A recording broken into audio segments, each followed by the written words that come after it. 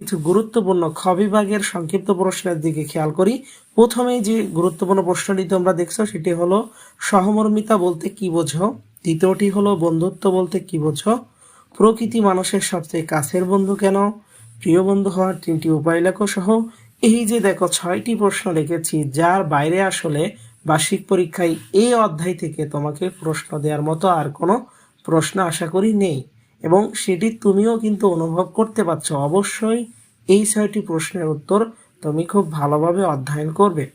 এবারে যদি আমরা গ বিভাগের দিকে দেখি, তাহলে আমি 4টি প্রশ্ন এখানে রেখেছি। প্রথম প্রশ্নটি হলো সহমর্মিতা কি। বন্ধুত্বপূর্ণ সম্পর্ক তৈরিতে সহমর্মিতার গুরুত্ব ব্যাখ্যা করো। 5টি সহমর্মী আচরণ উল্লেখ করো। সহমর্মিতার অভাবে কি কি অসুবিধা হতে পারে ব্যাখ্যা করো। এইভাবে দেখো আমার 4টা প্রশ্ন এখানে তোমরা দেখতে পাচ্ছ। তো আশা করি এই সাজেশনটি তোমাদের বার্ষিক পরীক্ষা